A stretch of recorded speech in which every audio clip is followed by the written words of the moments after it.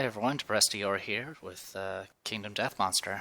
This will probably be our last video. I've already done the departing stuff. As far as what I would probably use my endeavors for, best case would be to use Nightmare Training and hope I get some more stat increases.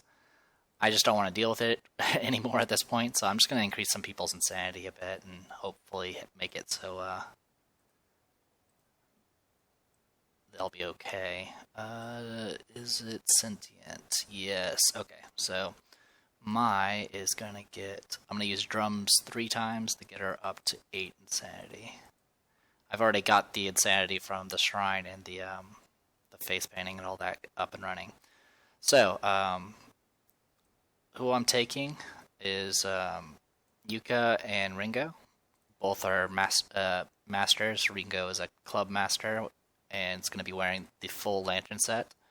I do have all the connections set up, so she's not going to suffer movement penalties or anything like that. She is going to get -1 accuracy, which is fine, I guess. That's a little annoying, but that's okay. She'll have 10 armor in all locations, and because she has the full lantern set equipped, all of her clubs gain sharp, so she'll be rolling 2d10 for her damage dice. And hope for the best. Mathematically, that means she can potentially do at max. Let's see. Kazotic. She is insane, right? She is not insane.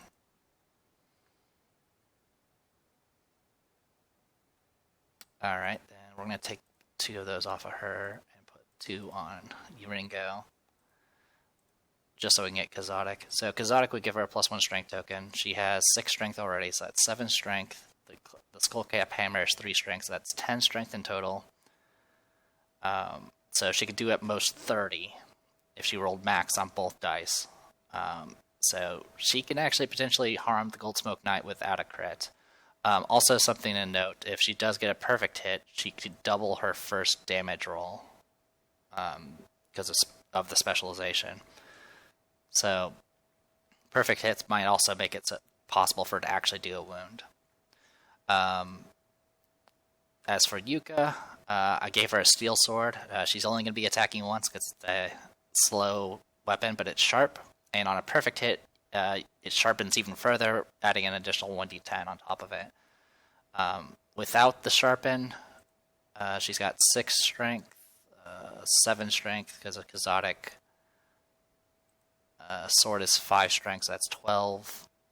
Most she can get is 32, so she could potentially wound on if she rolls average or above average, I guess.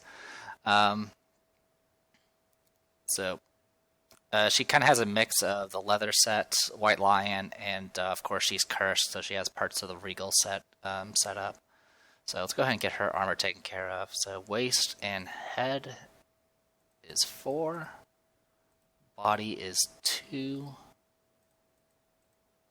And then arms and legs are 3. It's a little messy. And then we have Mai. Now, Mai was good. I was trying to get some bow mastery just to kind of mess around with the extra deadly, but since I didn't make it, I decided to take advantage of the fact that she has 8 strength now and really high accuracy and evasion. And I went ahead and gave her the Muramasa. Muramasa is a katana, and in the base game, there is no katana specialization, so she's kind of the best candidate to go ahead and take it, since she's not going to be using a bow. With a bow, there is no way she can actually do wounds unless she crits. The Muramasa has 6 strength, 6 attacks, so it's going to be 6 accuracy. So with her 3 accuracy, she hits on 3s just normally. 6 strength plus of the weapon, plus the 8 strength from this will be 14, so... And it is sharp, so she can get up to 34. So potentially she can wound. It's unlikely, but the potential is there. And then we're bringing Alice along just for the ride. There's not much she can do. She has a slightly higher chance of critting with deadly. Other than that, she can't do enough damage. Alice has 5 strength, and Twilight Sword has 9 strength, so at most she can do 24. The key thing about the Goldsmoke Knight is you you have to have sharp weapons, which are generally mostly things like the oxidized weapons, though anything with sharp can probably work in a pinch. And you pretty much have to unlock level 3 of your fancy lantern abilities. Level 3 will make it so one person each turn has the ability to roll an additional die when making wound attempts. But I didn't have the resources to actually do it, so it just didn't happen. Unfortunately, because of the butcher fight kind of taking all of our resources away. Also, I think I was missing one type of resource. I had like plenty of everything else, so I couldn't do it. So it's a bit of a mess. So, like I said, I don't expect too much, but I do have at least 3 out of the 4 characters that have the potential of actually wounding the target. So here's hoping. I could do some cat's eye stuff, but I think I'm just gonna go blind and just see what happens. I don't expect it to last very long, especially since it goes first. So let's go ahead and I think that's everything. I need to set up the rest of the armor, I think. So we'll do that real quick. Actually, I think I already did. Departing survival with the acanthus plants and all that. Everyone's maxed out on survival. Kazotic is going to make Ringo and Yuka get a strength token.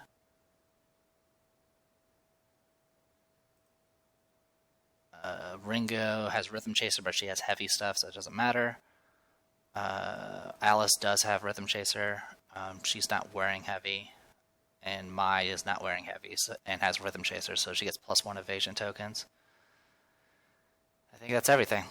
Last thing. Let's go ahead and do terrain. 1. So there's 3. You get 3 cards for this one. And it clearly states that Goldsmoke Knight goes first no matter what, so even if I drew the monster corpse, it wouldn't change anything.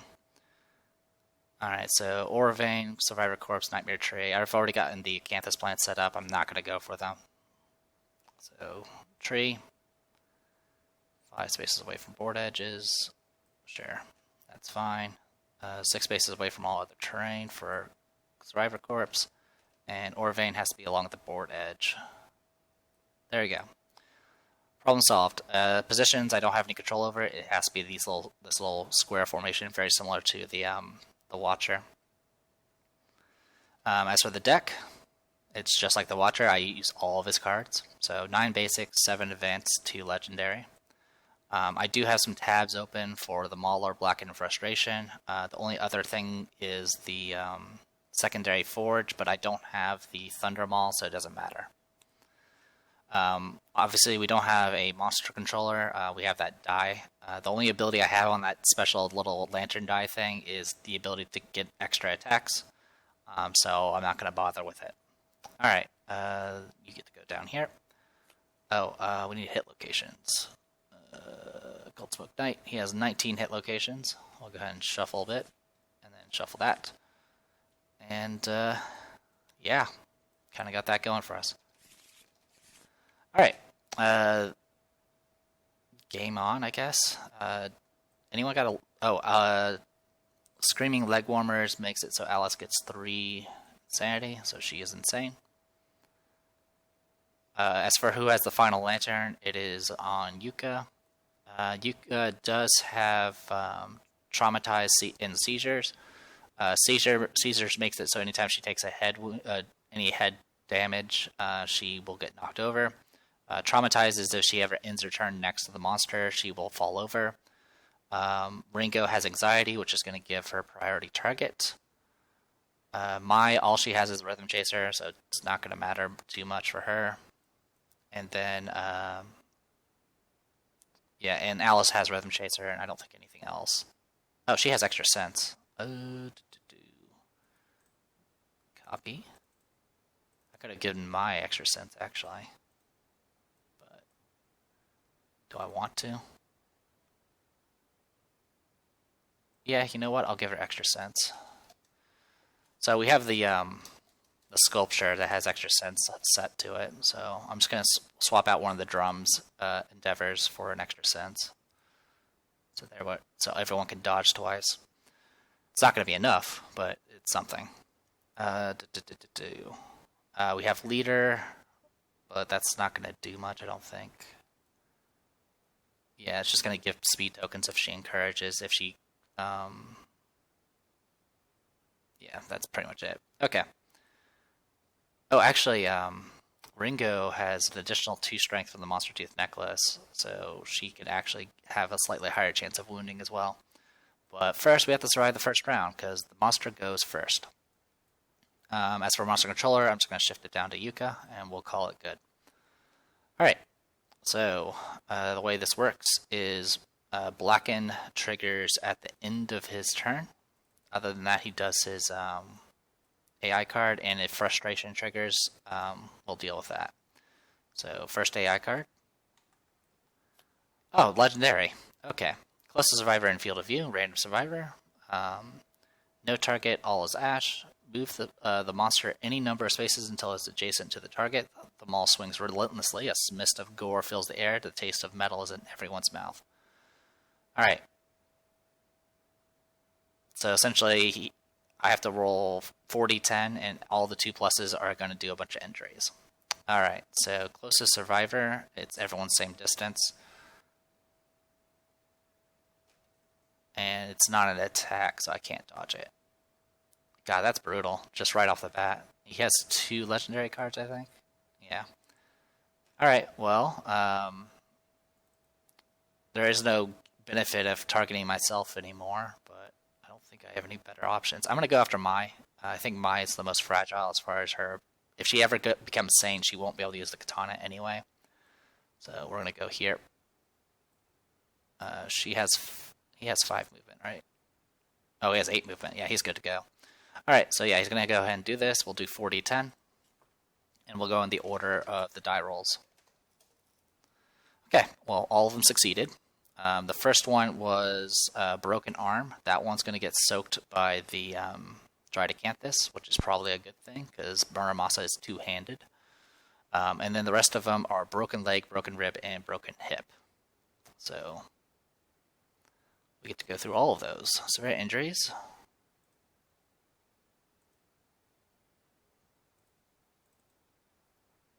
So Broken Rib, -1 permanent speed.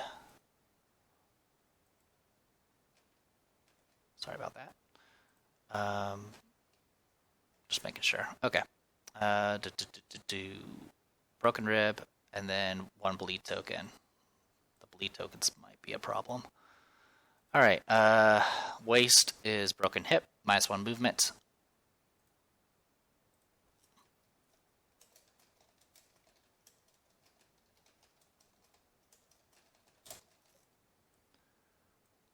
So -1 movement, bleed token.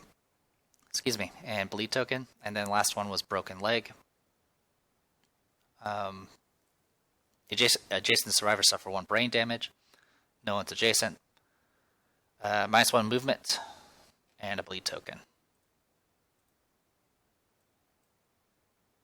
So she's down to 3 movement, -1 speed. And that's it. That should take care of all of that. Yep, Broken Hip, Broken Rib. Okay, so all that's been taken care of. Next we do Blackened.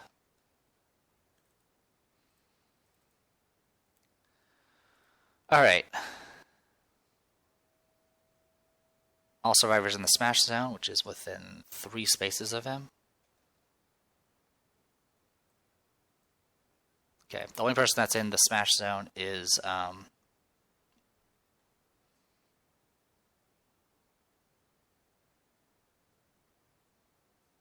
Mai. Everyone else is actually out of range. Yeah, it goes 1, 2, 3, 4. Yep. 1, 2, 3, 4. Yep. Everyone else is just out of range. So it's going to hit Mai. All survivors in the smash zone suffer 3 hits for 5 damage each. So I'm going to go ahead and roll 3 hit locations.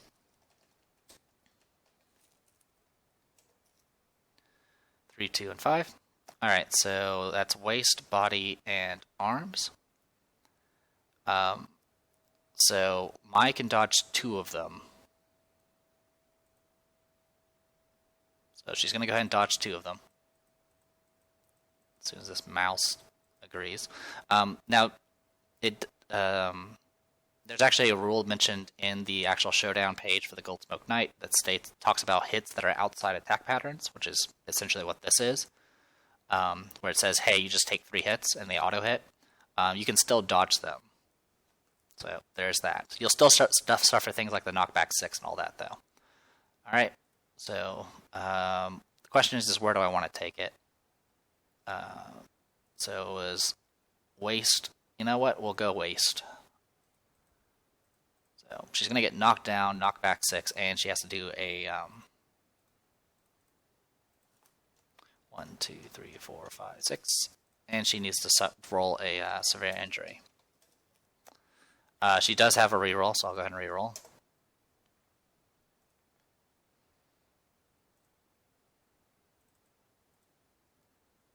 Gain 2 bleed tokens. That it kills her.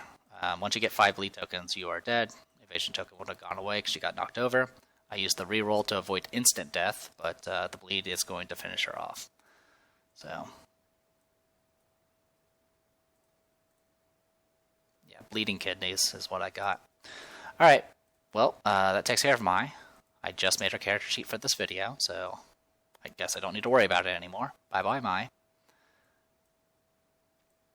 And we have and now it's finally our turn. So we got that going for us. All right, so I'm literally just going to run at this person and hit and just start swinging. That's the plan. Oh, actually, I screwed up. I screwed up. It should have went after. It should have went after Ringo. Because of anxiety. Anxiety would have given her priority target, which means that the legendary hits would have went to her. And I just closed the character sheet. Let me see if I can bring it back. I'll be right back. Okay, I was able to bring it back. So it's actually going to change everything here.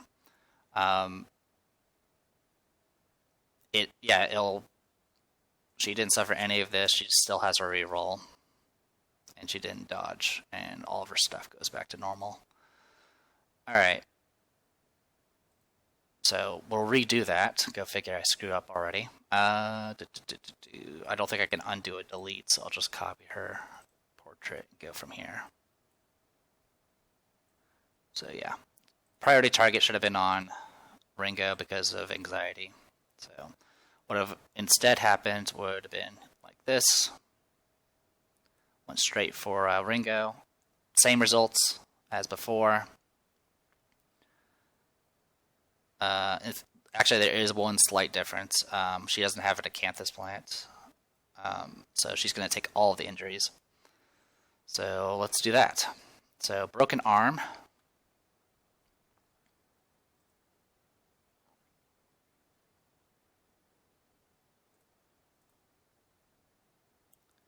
Broken arm, -1 strength, and a bleed token, and -1 accuracy.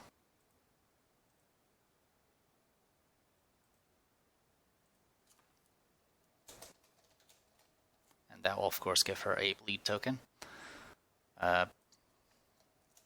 Broken hip, which is -1 movement, and a bleed token. Broken leg, which is -1 movement and a bleed token, and then there was the broken rib, which is -1 speed and a bleed token. And then she is actually going to take 3 hits. Let's get the locations again. So it was 3, 2, and 5. I will take it. I'll actually take it in the arms. It's going to do 5 damage to the 5 damage to our arms, which she'll actually be able to tank, and then she'll dodge the other 2. All right. Sorry about that. She still suffers knockback 6, so 1, 2, 3, 4, 5, 6.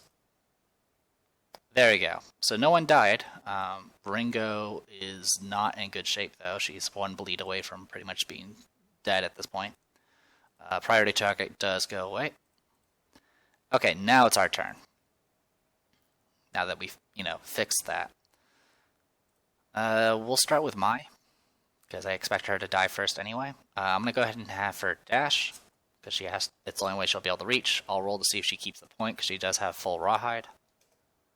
She does.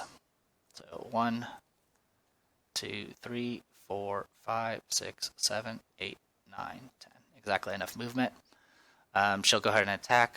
So Mai is going to just do her thing. So 6 attacks. She's attacking from the blind spot, so she gets +1 accuracy. She has +3 accuracy normal. So she hits on 2s. Because 6 accuracy +4 accuracy. So, alright, so 6 attacks. Alright. So that is 6 hits, not surprised. 1, 2, 3, 4, 5, and 6. God, they all look like trap cards. Alright. Alright.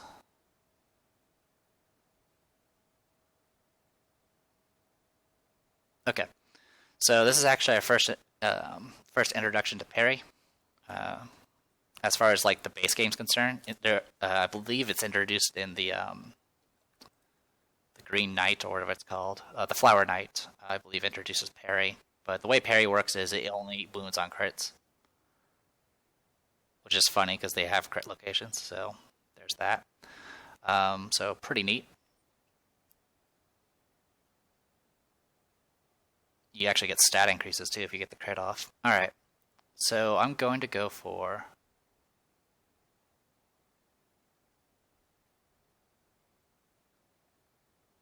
I'm going to go for Mournful Mask first. It has no reactions, and it's -2 toughness, so he only has, 25 toughness.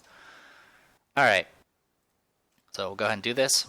/ roll 1d10 plus 6 strength. Oh, sorry. So the way I want to do this is the left number is the base roll. So the left number, if that's is the one I'm going to be doing the crit based off of. So 2d10 plus 6 strength from the weapon, and Mai has 8 strength, so another 8. And then she does have the Monster Tooth necklace, so another 2. And roll. Okay, well, I said the left number, and that is a 10, so that's going to be a crit. It's going to give her 2 bleed tokens. So she's going to end up killing herself. Oh, no, never mind, she didn't crit, because there's no crit on the actual card. Yeah, there's no crit on this card. Alright, 28, that is enough to wound even without the -2 toughness. So that is our first ever wound on the Gold Smoke Knight. So I could say I at least wounded it. Alright. Turn to face and full move 4. All survivors are suffering, blah, blah, blah, blah, blah. Alright, we're not doing that shit. It also performs Blacken. Yeah, not doing that shit. So we'll avoid the Fumin stuff first.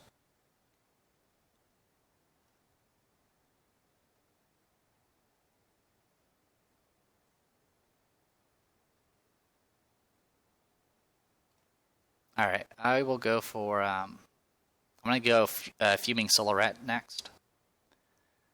I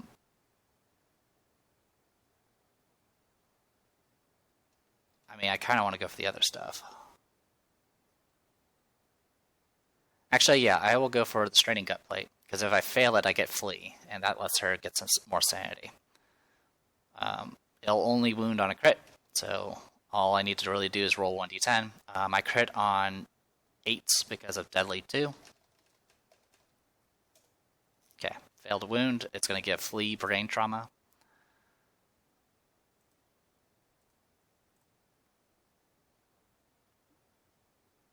Alright, suffer knockback equal to your movement towards the closest board edge, gain 1d5 insanity.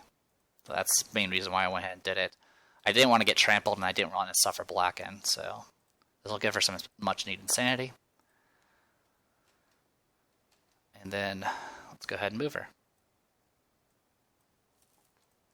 1, 2, 3, 4, 5. And that's it for her. She can't surge or anything else.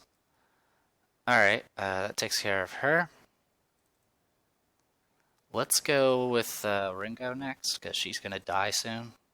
And might as well get her to trigger the trap card that's obviously coming. So I can spend 1 survival to dash, which is going to get her just within range. 1, 2, 3, 1, 2, 3. Then she's going to attack. Ringo has -1 speed now, so she only attacks once, I think. Yep, she only attacks once. So 1d10 hits on. She has additional -1 because of the Lantern Helm, so she only hits on 9s. It misses. Alright, no surprise there. Next would be Alice. Actually, I will go Yuka next. She has to dash to make it, so she will. 1, 2, 3, 4, 5. 1, 2, 3, 4. Alright, so she'll attack from there. Yuka is using a steel sword. She only gets 1 attack. Accuracy is 4 on the weapon. She has accuracy 1, and she's attacking the blind spot, so it's going to be 1d10 hits on a 2. Okay. Well, you can see how that fight's going to go. I got my 1 wound in. That's really all I have to say. I made him bleed. Well, oh, actually, I should have had. I'll have Ringo Surge and shield attack. So hits on 9s, fails, and then I'll have Yuka Surge, hitting on 2s. Okay, she does hit. These all get put away. There's 13 cards left, so Fuming Scrag, Reflex, a whistling moan erupts from the monster's armor, spewing. If the attacker has less than 6 understanding, roll 1d10 on a 3+, you get new perspective. Okay, interesting. Alright, so she is using a steel sword, which has sharp, so it's going to be 2d10. As always, I'll be going off the left number. She does have +1. Oh, actually, she hits on 1s, technically, because of Mastery, but it is what it is. +1 strength for Mastery.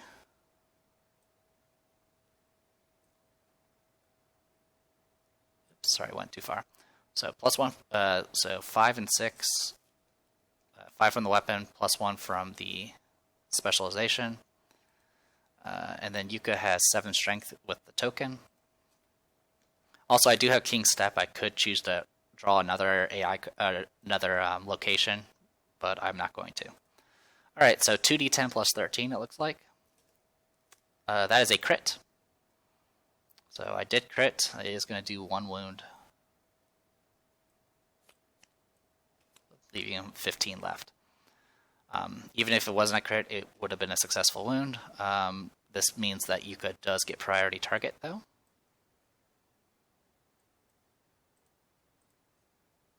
Like so. Alright.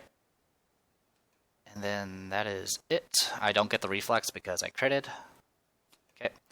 Next, it goes to Alice. Because, yeah, everyone else surged.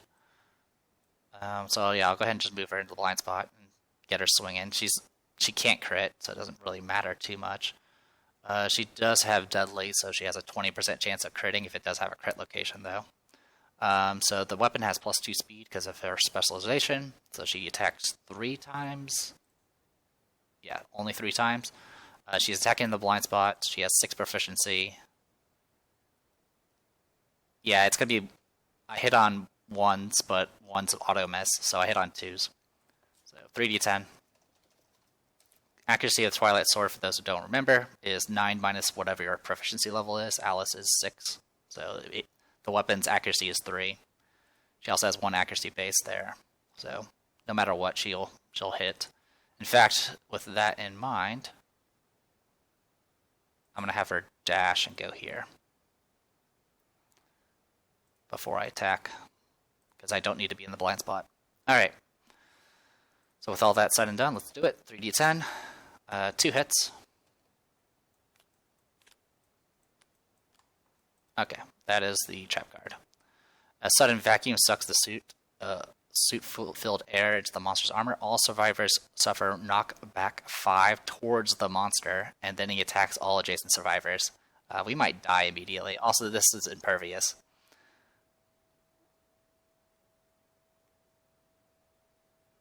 Alright. Also, I haven't really been reading the flavor text, but it's there. So Mai gets sucked in, and now it's going to do this attack, which is 5 speed, 2 accuracy, 5 damage. So we'll go in order of... we'll go Ringo first. So 5 attacks. Ringo has 2 evasion, so this thing hits on 4s. I don't think she has monster grease. She doesn't. So 5d10, 5d10, hitting on 4s. 2 hits. That's not bad. 2d6. That is waste in body. Right, and the damage is 5. Something to note about the trap card, though, is it doesn't say doomed or anything like that, so technically she can dodge right now.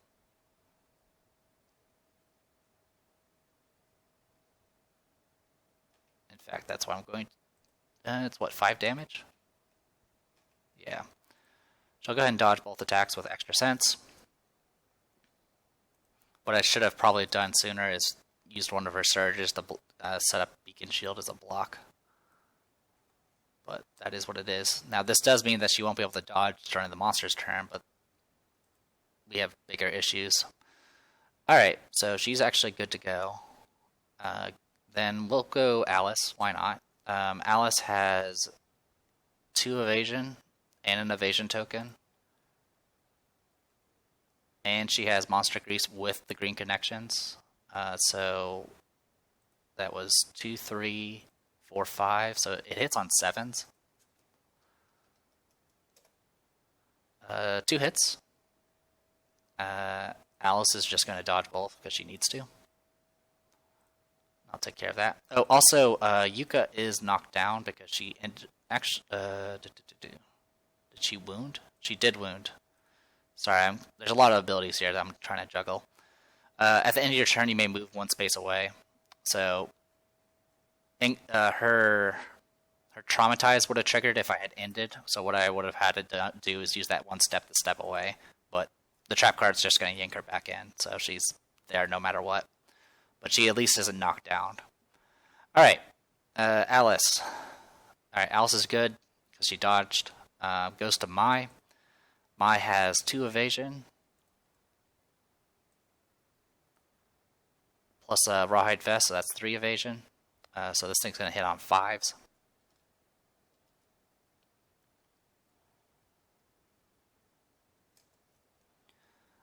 Only 1 hit. She'll dodge it. I'll roll to see if she keeps the point. I have to dodge it because it's 5 damage and she only has 2 armor. She doesn't keep the point, so... boop. Alright. And then last is Yuka. Or sorry, is it Yuka? Yeah, it's Yuka. Yeah, I haven't done Yuka yet. So Yuka has 2 evasion.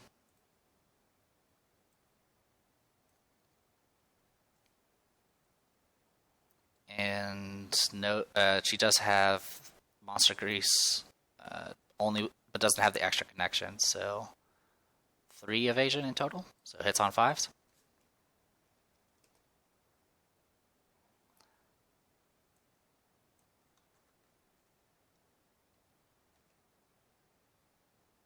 Also, technically, I think everyone's knocked over right now. Yeah, knockback 5 towards the monster. If it hits the monster, they should be knocked down. So we'll go with that. We'll go off of that. I mean, it's not going to give me much one way or the other, but that does mean I have to look up the stats again.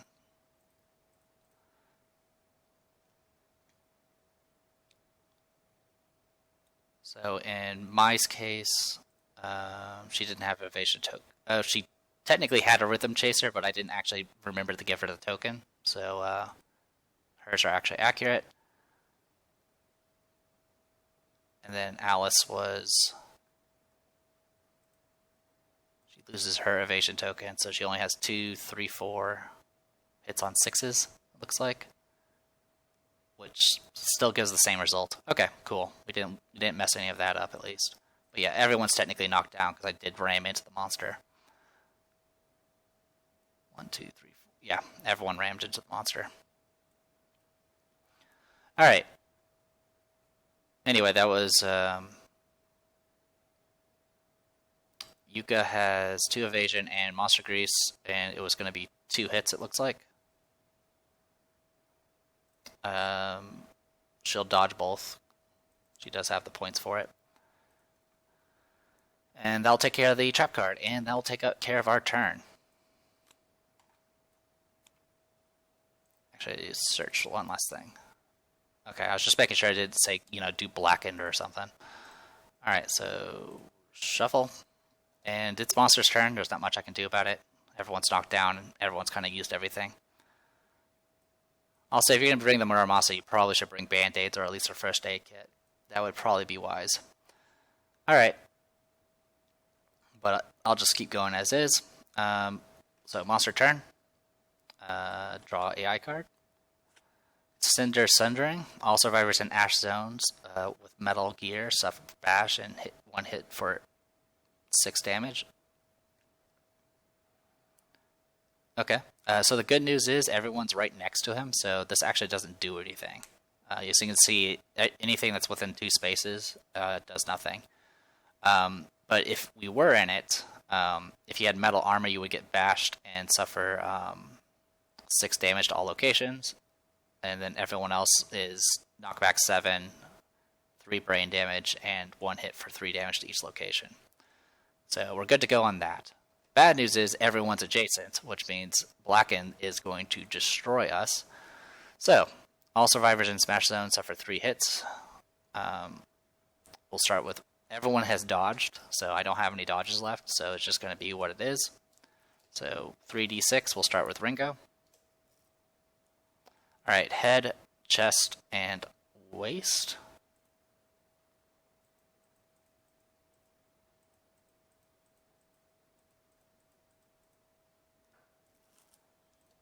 One, 2, 3, 4, 5, 6. Alice.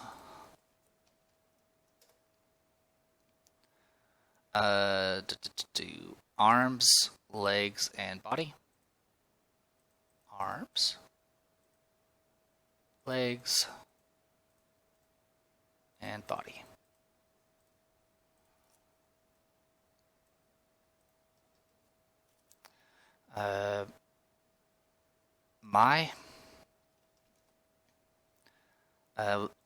Let's see, 2 body, 1 head. She can't dodge anything. Actually, she only needed the dodge once, right?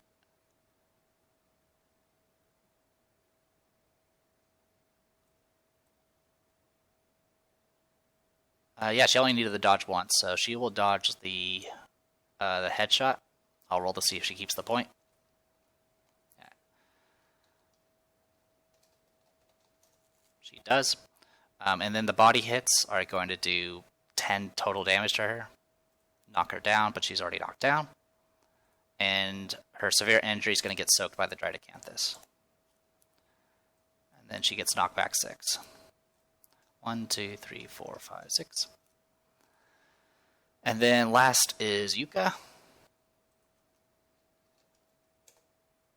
Head, legs, and arms. Head, legs, arms. Just barely. 1, 2, 3, 4, 5, 6.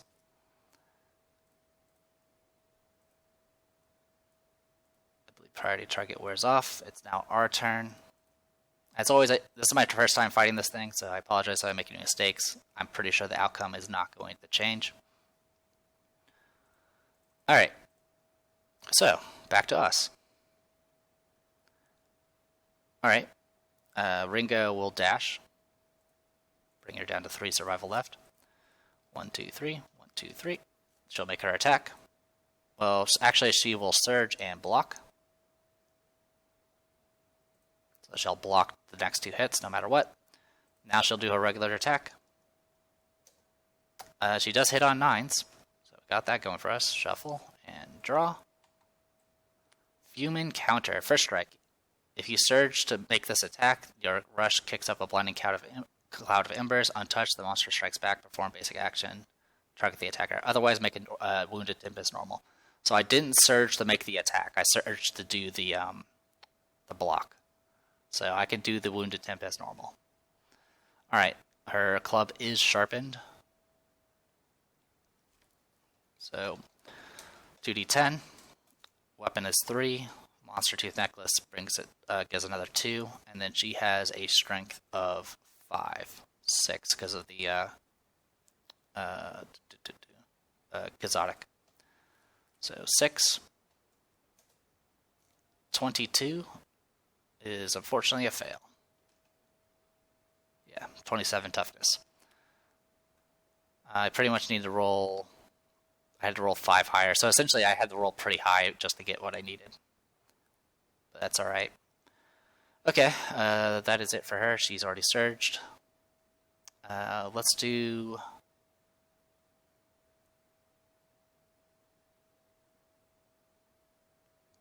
Mai next. So Mai will have to dash to get to where she needs to get. So she keeps the point. 1, 2, 3, 4, 5, 6. Also, I never did surge with Mai. Oh, well, she got knocked over, that's why. Alright.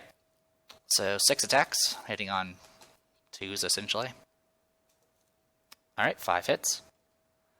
1, 2, 3, 4, 5.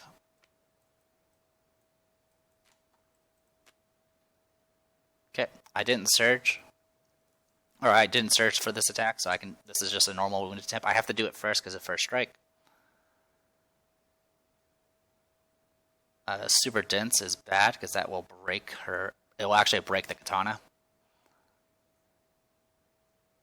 So we'll deal with all that. So first we'll do fuming counter. It's going to be 2d10. Weapon strength is 6. Monster Tooth Necklace gives another 2. And then she has a strength of 8. No crit location, so I don't actually suffer the bleed. We did do a wound, though. Alright, and then next I'm going to go after...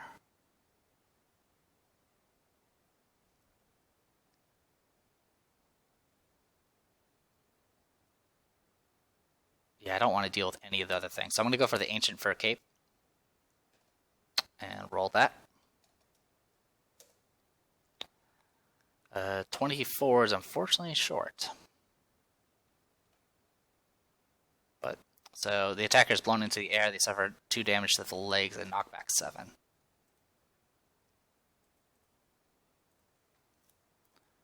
One, 2, 3, 4, 5, 6, 7. Okay. Next is... So the rest of this gets canceled because I got knocked away. Alright, we're going to go for Yuka next. Yuka will dash.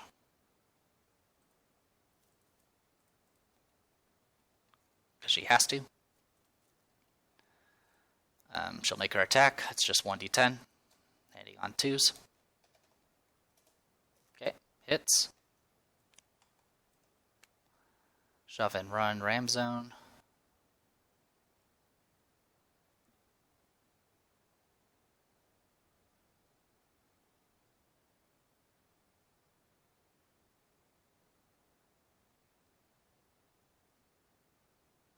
Alright. What I'm going to do is I think I'm going to go ahead and attempt to use King Step here. So King Step is usually used for countering battle pressures, but you can also use it for other things. Also, I could give myself Frenzy Brain Trauma. That would be kind of interesting. Because I think she can actually do her stuff while...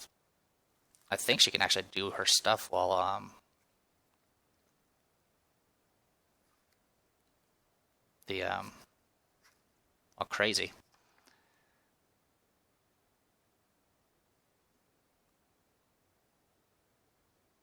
Yeah, she can. It's just the only problem is she wouldn't be able to use any special. I don't think she can use any special abilities like King Step. So we'll pass on that. Anyway, whenever you attack after drawing hit locations before rolling to moon, you may choose one hit location, discard it, and draw a new one. So I'm going to discard this one and draw a new one. Okay, Mournful Mask -2 toughness. We can work with that. Alright, so much like before, 2d10. The weapon is 5 strength, I think.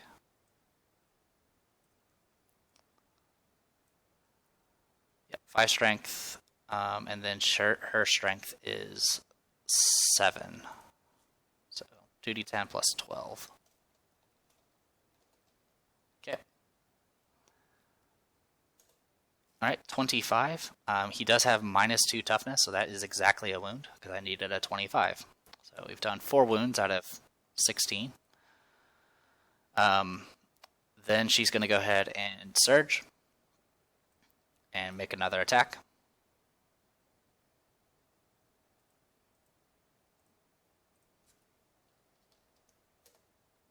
Alright, perfect hits, which means my blade does sharpen. Fuming Pauldron. Alright. I will happily do this one. Alright, so I actually roll 3d10 because Steel Sword, whenever you roll a perfect hit, it gains an additional, it does an additional plus 1d10 strength. So 3d10 plus essentially 12. So 3d10 plus 12, 31, that is a wound, no crit. Oh, actually, I forgot the +1 strength from Mastery, by the way, so I had a little bit more leeway.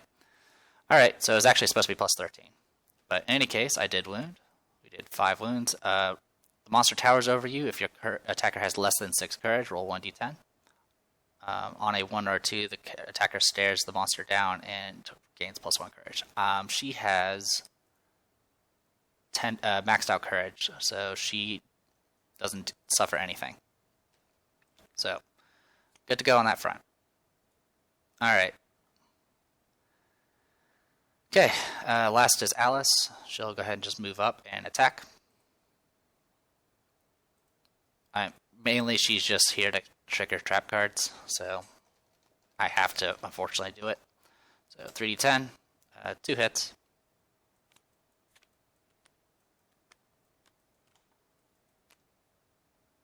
Okay. It didn't surge, so it's just normal. I'll go ahead and roll, but there's no way to wound the first strike location. So 1d10 plus 9 from weapon plus 5 from her strength.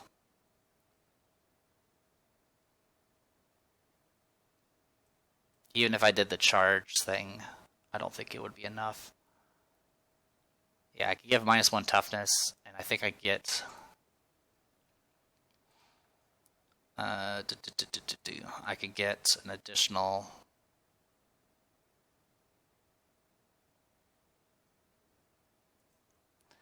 Yeah, I can reduce his toughness by 1 and add 2 strength.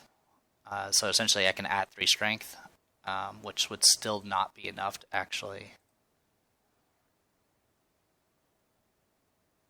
That would be 7... Yeah, it would be exactly enough to wound, I guess. You know what? I'll do it. That gives me a chance to actually wound that location. So I'm going to do Slam, which means I move forward, and then I follow up with a move space and all that stuff. So this would be knockback 1. Then she takes a step. He is now -1 toughness. I have +2 strength. Alright, so he has 26 toughness now, and I roll 1d10 plus 16. Alright, no wound. That's okay.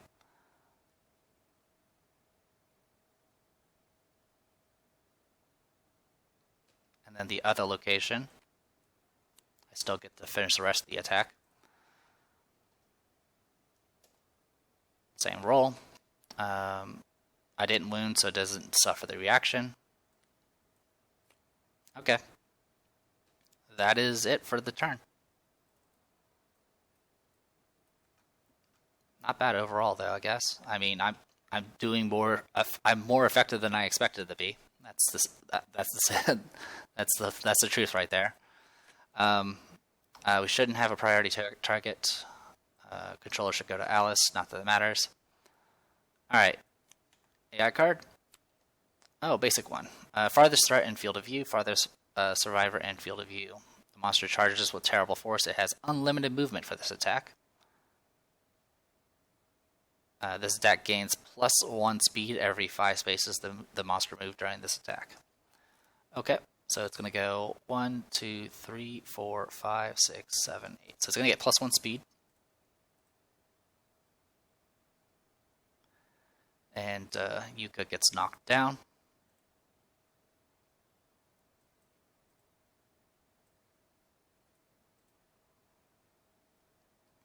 Alright, and then it's going to do 4 attacks because of the +1 speed. So 40-10. Hits on 5s for Mai. So 2 hits. And this would do 5 damage, so she has to dodge. I'll go ahead and use extra sense. I'll roll 2d10 to see if I keep the points. I don't keep either of them. Actually, you know what? I will dodge 1 and not the other. The reason why I'm going to take 1 hit is I'd rather take 1 hit and not get blackened. So, what's going to end up happening is we need to roll a random hit location. Actually, we have to roll 2 hit locations, and I have to pick which one I want to dodge. Body and arms. I will go for body. So she's going to suffer severe injuries at the chest. Let's go ahead and roll 1d10 and see what that is. 5. Destroyed back. I'm going to re-roll that because it's going to screw her over. Essentially, it makes it so she can't use the weapon she has. So I'll re-roll it. This could kill her. It doesn't. 8, broken rib. So -1 speed and a bleed token. I'm actually kind of glad about the -1 speed. And then bleed token. She has no more re-roll. And then she suffers knockback 20, which is just going to put her against the wall. Alright, and then blacken happens. Everyone's 5 spaces away, so it doesn't actually do anything. And that is it for that. Okay. 13 more wounds. Can we do it? Okay. So, it's now our turn. I'm going to start with Alice. She's going to go and attack the blind spot. Actually, she will dash. That way she is up here. Alright, still hits on 2s. 3 attacks. 2 hits. Alright, so I had her go first just for this. Alright, so everyone else suffers knockback 5 towards the monster. 1, 2, 3, 4, 5. 1, 2, 3, 4, 5. So that she'll get knocked down. Knocked down. You're already knocked down. Alright, and just like before, 5 attacks. I'll start with Yuka. For Yuka, she has 2 evasion, and then she has monster grease, so hits on 5s. So 4 hits. 4d6. Head, arms, and the rest are in the body. So what I can do is Yuka can dodge the head and arms, and then take everything to the body.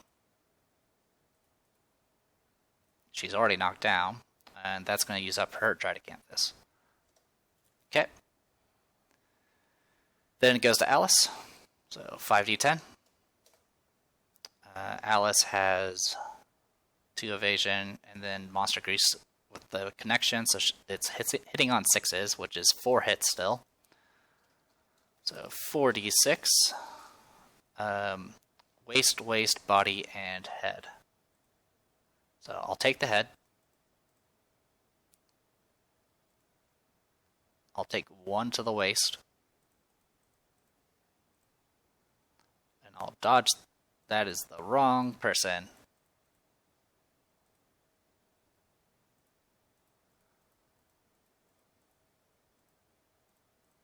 that is the wrong person. I apologize. This should be Alice. Okay, so for Alice, she'll take one in the waist. She'll dodge the head.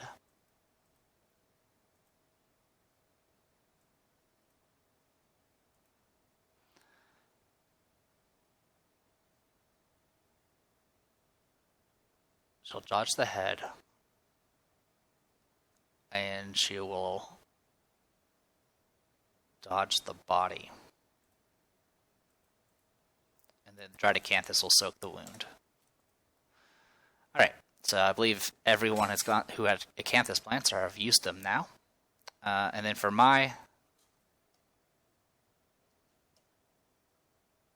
5d10, hitting on 5s. So 3 hits. 3d6. Head, and arms. She'll dodge the head. I'll roll to see if she keeps the point. She has no choice but to take the arm.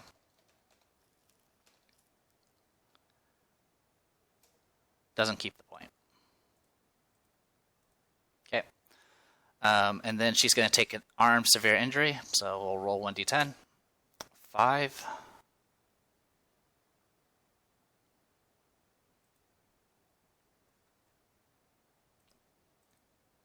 Rupture muscle. Painful rip. Your arm hangs limp. You can no longer activate fighting arts. This injury is permanent and can be recorded once. Gain 1 bleed. Alright. So she can no longer do extra sense. What was it called again? Ruptured muscle. Okay.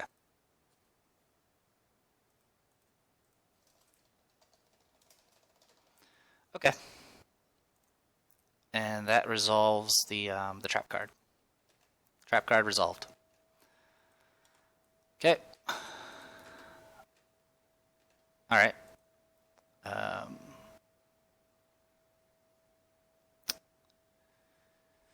Alright, Ringo will go ahead and shout up Mai. Mai will shout out somebody else. So 1d10 for shouting up somebody else. Doesn't keep the point. It'll be... she'll shout up Yuka, so everyone's standing except for Alice. Alice did her job. Alright. So with all that said and done, let's go ahead and make attacks with Yuka first. So 1d10 hitting on 2s. 7 is a hit. Fuming Scrag. Alright, so we know about that one.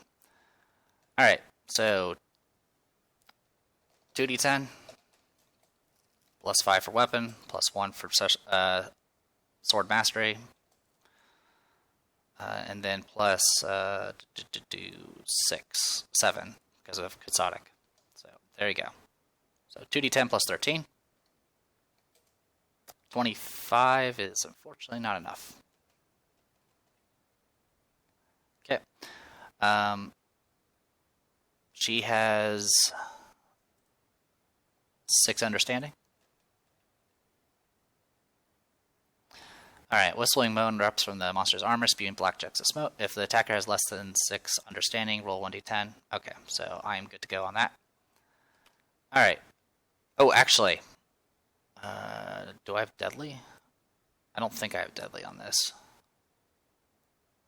No, I only have Sharp. Okay, so I'm good to go on that. Alright. I'll have Yuka Surge and attack one more time. Okay, does hit. Top card. If I wound it, he's going to do some charging and wreck me.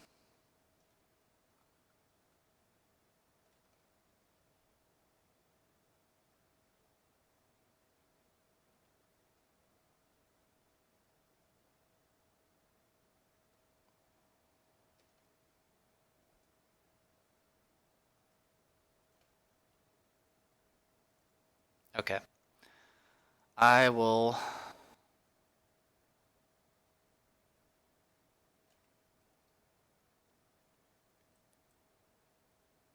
I think I'm going to go ahead and use King Step and draw another card. Well, good thing I did. It's practically the same card. Alright. I have to roll to see if I wound. Alright. It is a wound, so it does definitely trigger. Oh, actually, this one only triggers on failure, so I'm good to go. Awesome. I am safe. I survived. Okay, so we've done 6 wounds out of... and there's 12 more to go. Alright, that takes care of her. Let's go ahead and do Mai. Mai only gets 5 attacks now, because she has a broken rib, I believe. Okay, so 5 attacks. 5d10. Accuracy is 6, plus 3 from this, so she hits on 3s. I may have made that mistake earlier when I attacked from the front. 4 hits.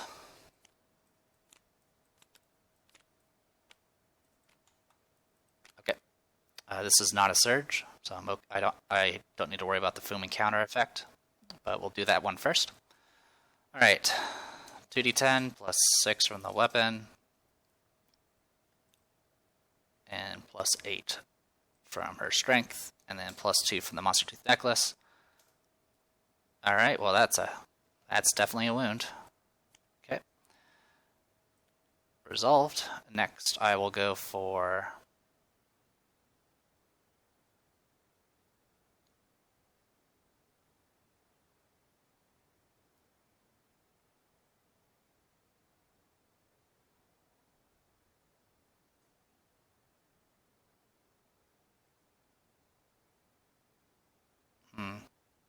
I'll go for Fume and Pauldron next.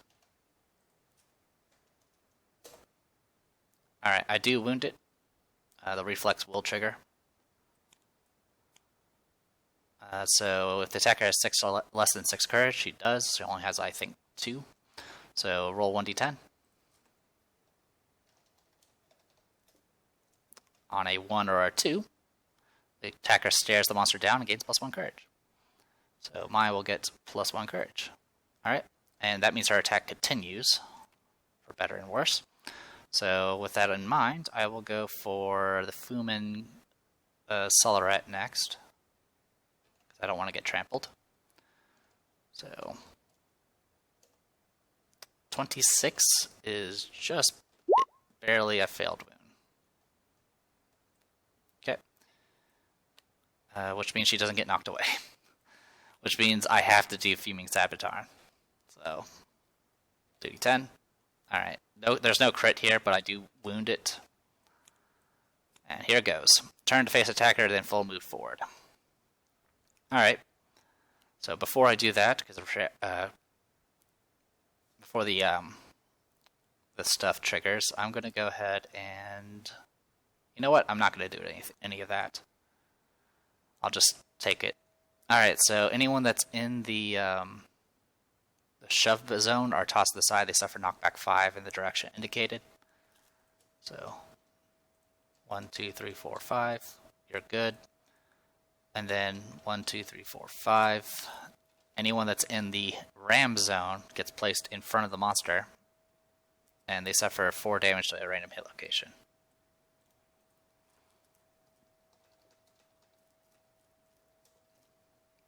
That is waste. It's going to be a severe injury no matter what. Oh, actually, it's 4 damage. She actually tanks it. It does knock her down, of course. And that'll be pretty much it for the turn. Alright. I am so surprised that I've taken half his AI cards. That's more than I expected. So yeah. Honestly, I'm not even sure if having the extra stuff would actually make it so I've done more wounds, because all of them have reactions that are kind of nasty. In any case, let's keep going.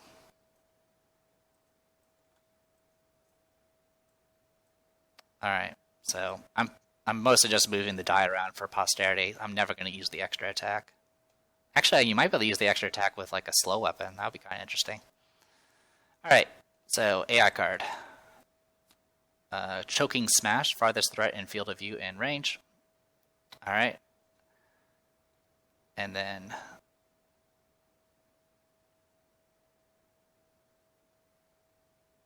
all survivors roll. Okay, so it's gonna go after furthest threat in range, so in field of view.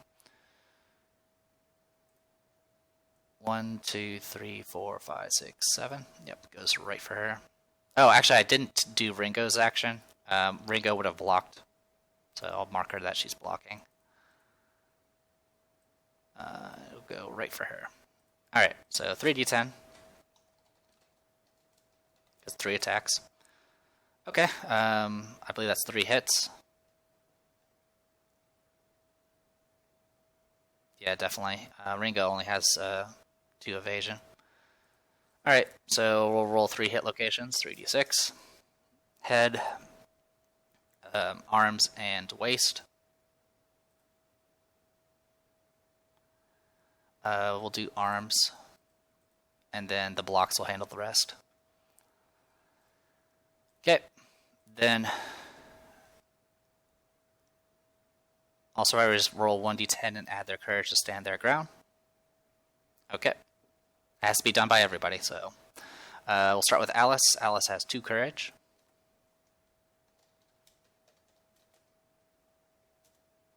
Fails it. Ringo has 5 courage. Passes. Yuka has 9 courage. She can't fail it. I'll roll it for posterity. Passes. And then Mai has 1 courage that she just gained. She actually passes.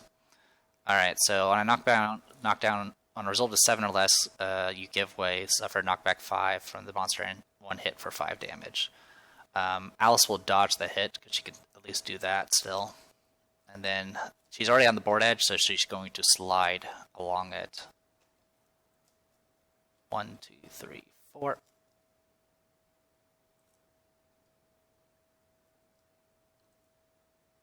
Alright. And then Blacken triggers. This time everyone's in trouble. Except for Mai. So, Blacken. Alright, so Alice is going to suffer knockback 6 and 1 hit for 5 damage. Alice will dodge the hit. And then gets knockback 6. 1, 2, 3, 4, 5, 6. Alright. Mai is out of range. The other 2 are in the smash zone. So, we'll start with Ringo first. 3d6. Legs, and arms. She will dodge the arms and take the rest of the legs. 1, 2, 3, 4, 5, 6. Alright, and then for Yuka, legs, and body.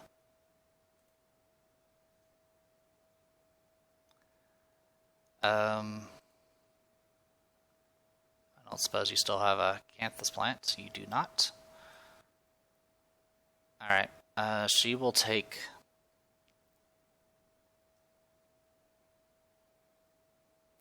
She'll dodge the body hit. And she'll take the wound to the leg.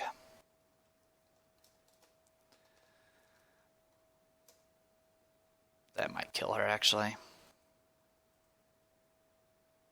Nope, 2. That's why I went for it. The chance of death from a leg injury is only 10%. Body would have been 20%, so that's why I went for it. So 2 gives her 2 bleed tokens, which is good, because it didn't kill her.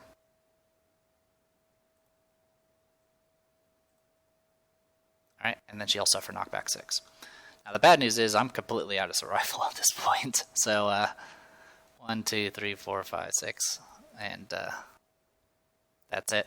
Now it goes to our turns. Mai is kind of the only one that can actually do anything at this point. So good luck, Mai. I'll roll for the dash. Alright, she keeps the point. 1, 2, 3, 4, 5, 6, 7. We'll just go here. Make attacks. Since she is in the blind spot this time, she will actually hit on 2s. So 5d10. 4 hits again. 1, 2, 3, 4. Okay. We do have some first strikes. I didn't surge, so I'm good to go. And then we have some parries. We do have a super dense. We need to get knocked away or something before that happens. Alright, so first we have to do the maul counter.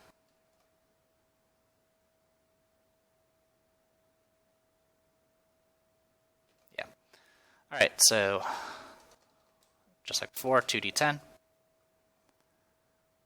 Mai has 8 strength. Monster Tooth Necklace, and then weapon. So here goes nothing. 21's a failed to wound, so that takes care of one of them. Now the other one. 27 is exactly a wound. We'll do Straining Gut Plate next. Only crits will work on this one. So 1d10. Fails, and so I now suffer a flee. So 1d5. She gains 1 insanity. And then she suffers, I believe, knockback 5.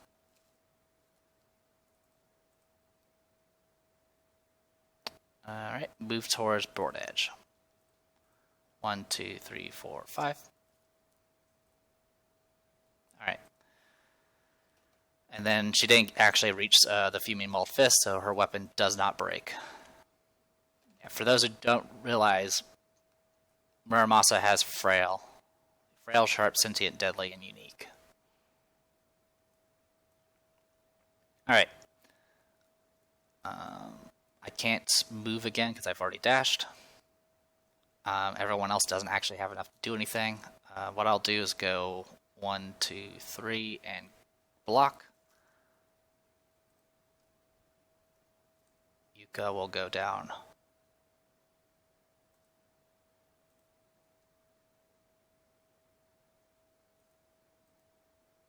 There's not much she can do because Blacken is a thing. So she'll just go up 1 step.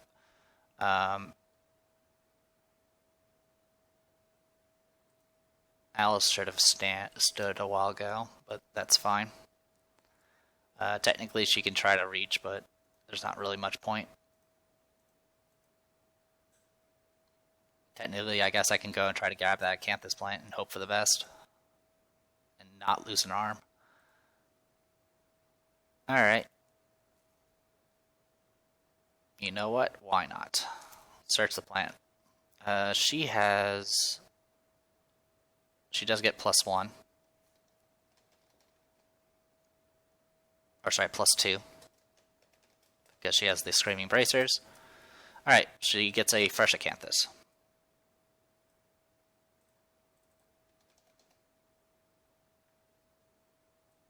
Okay.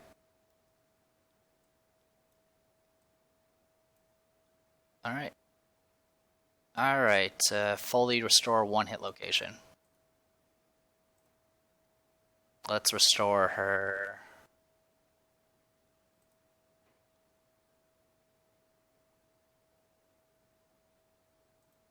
We'll restore the head. Okay. Come on, there you go. Alright. And then that's it. I started kind of strong, but I'm literally out of stamina at this point. So, it goes to monster controller, or monster's turn.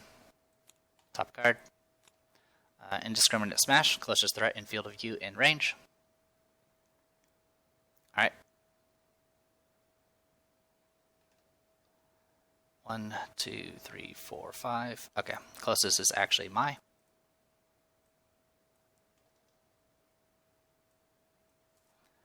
Alright, it is 3 attacks, accuracy 2. So hits on 5s for Mai. So 3d10. All hit. 36. Alright, she can't do fighting arts anymore. I might have forgotten that earlier. So it's going to be...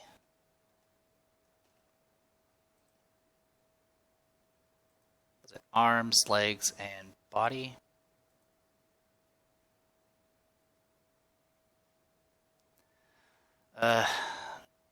she'll dodge the arms.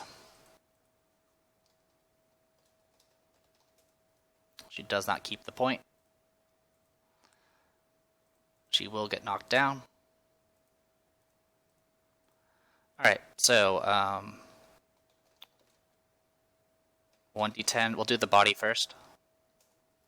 9.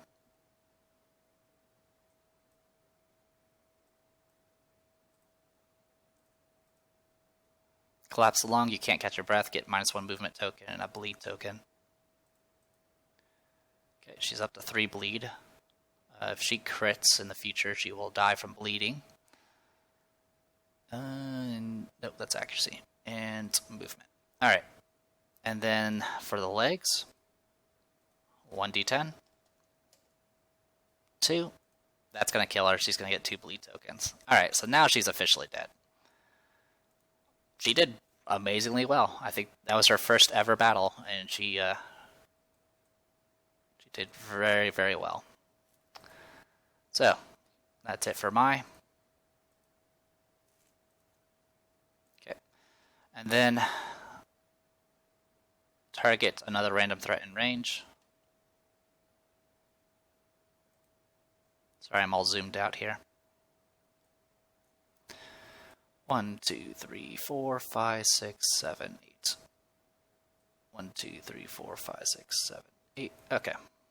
So it'll go after Ringo. 1, 2, 3, 4, 5, 6, 7, 8. Makes another attack.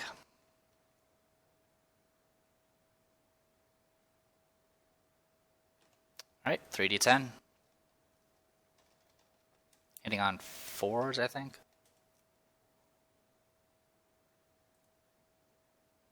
Yep. Alright, 3 hits. Let's roll 3 locations. Legs, body, and waist. I'll block legs and body, and I'll take the waist. Alright, and then it's going to do blackened. It's just going to hit Ringo. So 3 locations. Body, body, and waist. So it's going to be severe injuries on both locations. We'll start with body first.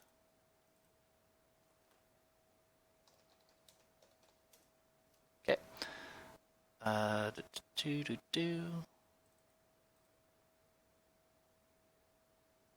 Destroyed back again. So that's pretty much it for her. She's not going to be able to do any damage. Actually, she dies from bleed, so it doesn't matter. Yeah, that finishes her off. No matter what, the injury would have taken her.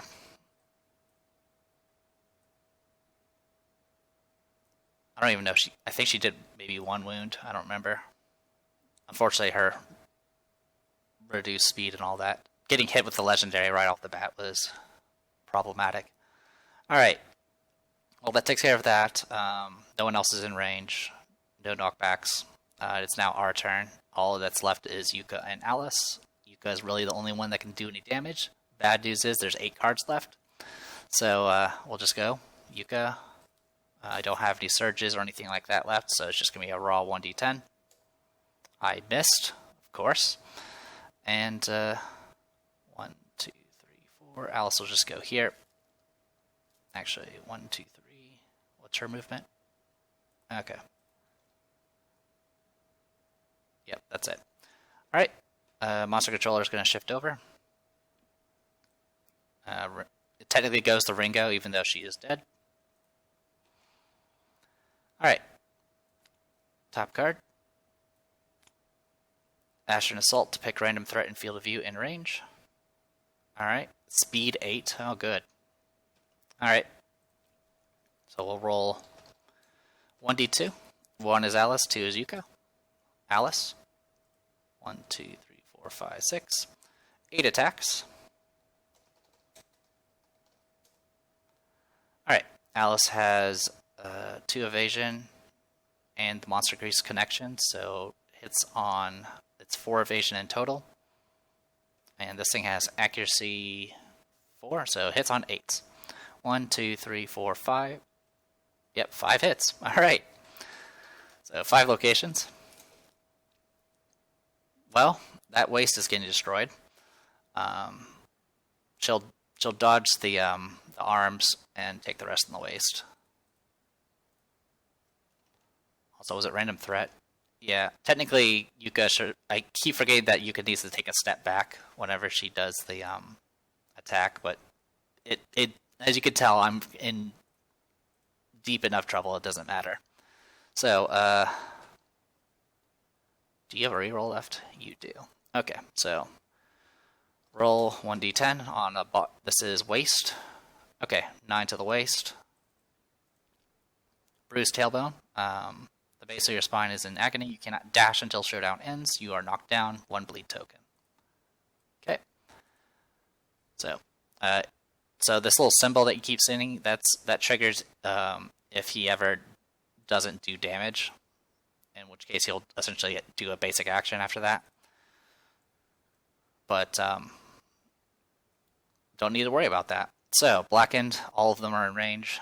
So, 1, 2, 3, 4. 1, 2, 3, 4, 5. Should be 6 away, right? Yeah. 1, 2, 3, 4, 5, 6. Yep. Alright, we'll do Yuka first. They were all in the danger zone. Yeah, even Yuka was just barely in the range. Alright, legs, and body. Alright, so we'll start with legs first. 4 on legs. Dismember leg, lose a leg, suffer -2 movement, bleed token. Got it.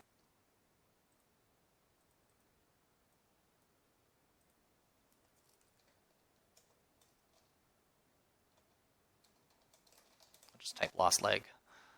Alright. Alright, and then for body. 5. And none of these people actually have tough, so they don't get bonuses. Alright, 5 is destroyed back. Alright, so -2 permanent movement and can't use weapons. So at this point, I literally can't wound him unless I crit. And then bleed token.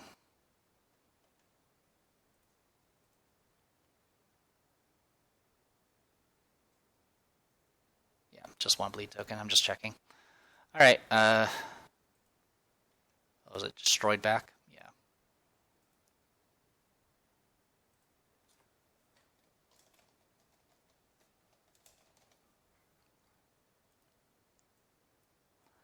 Okay, and then Alice. I have to do Alice next.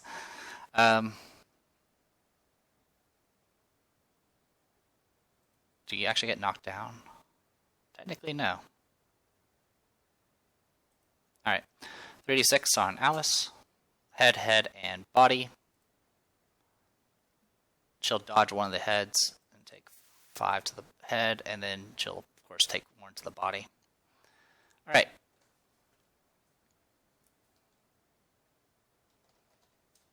One d10. 10. Knockdown. That's it. Alright. That is it for that round. It goes to us now. Yuka literally has 1 movement and can't attack with her sword anymore. So Alice does get up. She'll go down swinging. 3d10. She hasn't even used her reroll yet. 3d10. I do hit on 2s no matter what, so surprisingly, okay. We'll go for Mournful Mask first. So it's -2 toughness. Let's add all this together. Actually, I keep forgetting. I do ram, and then the follow-up because of Screaming Antelope, so alright, so he's now -3 toughness, and I get +2 strength on top of it. So 1d10, +9 for the Twilight Sword, +2 from the ramming, and then plus, I think she's 5 strength. Yep, 5 strength. So, boom. 26, that is a wound. She actually wounded it. It had 25 toughness because of the ram and the Mournful Mask. So there you go. And then I'll go for the fur cape next. That's a crit to the fur cape. So it's going to wound, and I'm going to suffer dismembered leg severe injury because the monster stumbles. If you are adjacent to the monster, it grabs hold of your thigh to steady itself. Its steaming grip melts muscle and bone. Alright. And she suffers dismembered leg, which drops her movement down. She takes a bleed. Just lost leg. Alright. She has no survival left. Yuka will take one step. And that's it. 12 wounds. That's 12 more than I expected. Oh, actually, I still have to do the fuming placard, so let's do that real quick. 24, it has -1 toughness, so it's not a wound. Oh, I only have deadly 1. Yeah, so it's not a crit. I'm gonna reroll. I'm just gonna burn her. Actually, I don't want to burn it. I'll save it for the upcoming doom that's gonna hit me in a second. Yeah, I'll just let it pass. So what's gonna end up happening? Well, I'm gonna take 4 damage to a random hit location no matter what. So yeah, it's gonna be unpleasant. All right, 1, 2, 3, 4, 5, 6. Boom, boom, boom, and the random location. Body, severe injury. That's going to be destroyed back, which will prevent her from swinging. I'm going to go ahead and re-roll it and see if I get anything better. Technically, that's not better. Gain 2 bleed tokens, so she's at 4 bleed tokens. So, get bleeding as opposed to destroyed back. And that is it for her re-roll. I've used literally everything at this point. And it's monster's turn. And all it has left are those 6 cards. Ashen Assault, random threat in field of view, in range. Random survivor, in range. Okay, so Yuka is too far away, so it's going to go after Alice, since she is technically a survivor, but not a threat. 8 attacks, hitting on 8s. 1, 2, 3, 4. 4 hits.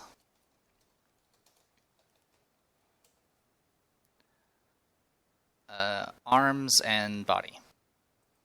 So I'll do arms first. 1d10. 5. If it gives a bleed, it's going to kill her. Everything gives bleed, though. Rupture muscle, bleed token. Yeah. So she dies from bleeding. The chest injury would have been just a knockdown. So she almost made it. She almost survived it. Alright. Then it's going to do blackened. And then it goes to Yuka's turn. Yuka will take 1 step forward. Monster controller, monster controller. Next card. Closest survivor in range, random survivor. Move the monster any number of spaces until it is adjacent. So it's infinite movement. Purely from those injuries, she's just going to die from bleeding.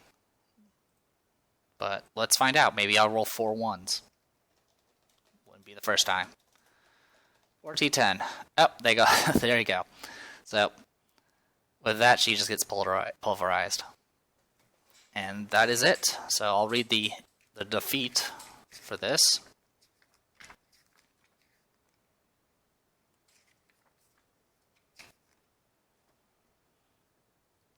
The Goldsmoke Knight drops the final lantern on the Watcher's corpse, bringing them all down on the remains. The explosion incinerates flesh, cloth, hair, and skin. The knight moves amongst the dead, arranging their bones and lighting the smile of each skull with a glowing ember. And with that, you go to game over, which I don't know if I read game over. Yeah, there's nothing. All you do is you mark down the lost settlements. So at this point, I'm up to 4, I think, which might give me enough to actually start with a survivor corpse. But that's all right. In any case, combat-wise, that was more entertaining than I expected it to be. We got them down to 6 cards. We didn't have any of the extra stuff. We had no oxidized weapons. We didn't even have any iron weapons, which all have sharp. Yeah, I did not expect to do as well as I expected. I think if he hadn't had opened with Shattering Blitz, maybe we could have maybe survived long enough. Because yeah, the Shattering Blitz essentially it auto started Ringo with 3 bleed and pretty much crippled her. Yeah, because she ended up having minus accuracy and minus speed, so she literally couldn't attack, which was a bit rough. But yeah, pretty entertaining, like I said. That was with a lot of stat increases and things like that. The only thing I guess I don't like about it is just how high the toughness is. I think if it was dropped a few more points, I think the balance would be a lot better. Like, it still could be above 20. I think that's not the worst. I mean, compared to everything else, the only thing that had 20 toughness, potentially 20 toughness, was the Watcher. Everything else is 18. The hand has 30, but that's the hand. 15, 17, 12, 14. Yeah, that's a huge jump. Like, I don't even think the expansions... Yeah, the expansions don't even go that high. I mean, he has not as many cards in total. He only has 18, when some of these people have over 20. But even then, it's still a bit much. I think dropping it a few points, maybe go to 24. That still will require you to pretty much have sharp, but at the very least, it might be a little bit more reasonable. But like I said, if it weren't for the Shattering Blitz, we would have gotten more swings in with Ringo, which potentially could mean more traps, but it also meant more potential chances of getting perfect hits. I didn't get a chance to even use the perfect hits. And I didn't really get to take advantage of the fact that she also has like fancy mastery stuff where if she ever gets greater than twice the amount, which would have been pretty impossible to do anyway. She could have possibly done extra wounds, but yeah, I'm shocked that I managed to do 12 wounds out of 18. So definitely not a bad thing. I think I'll wait till next week, and I'll kind of just do a final recap of 1.5 and I guess my thoughts on it and all that good stuff. After that, I have a few ideas of what exactly I'll run, but we'll see. Anyway, thanks for sticking around. Sorry if the video is long. It was a rather difficult fight. So I am the Depressed Eeyore, and this was Kingdom Death Monster. See you guys later.